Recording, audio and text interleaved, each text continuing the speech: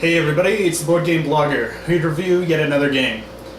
This week, it's the GMT tactical race game, Lemmings.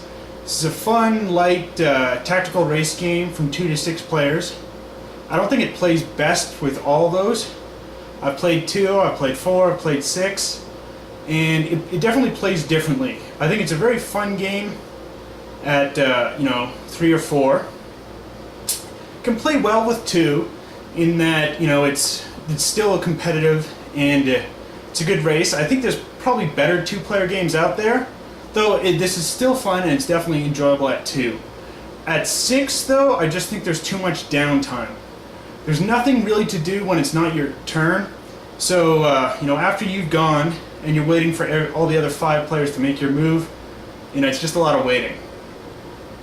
Especially if someone's suffering from analysis paralysis and they're taking time to think and plot their move, it's good.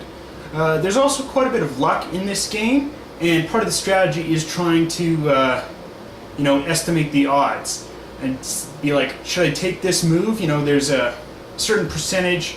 I'm gonna get eaten if I go this way, because the idea and the theme of the game is you're one of these lemmings, and your goal is to leap off the cliff's edge with as much gusto as possible and avoid being eaten by the eagle.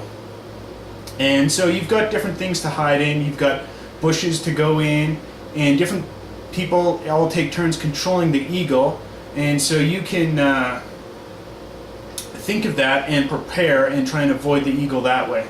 So it's a really fun, light racing game. It plays relatively quick, you'll play it under an hour, and I think it's a fun game, 3 or 4 people. But, and it's even good with 2, just a 2-player game. But when you're reaching that 6-player mark, there's just too much downtime. But it's a great game. Retail is only $35 American, so that's a pretty good price for a retail game. And it's beautiful components by GMT.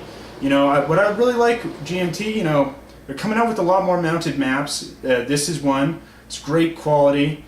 And what I like about GMT is, they'll give you the baggies already come hole punched, so they're not going to get filled with air. You can just throw the chits in and you're good to go. GMT is really have really high quality components as of late, and I'm impressed.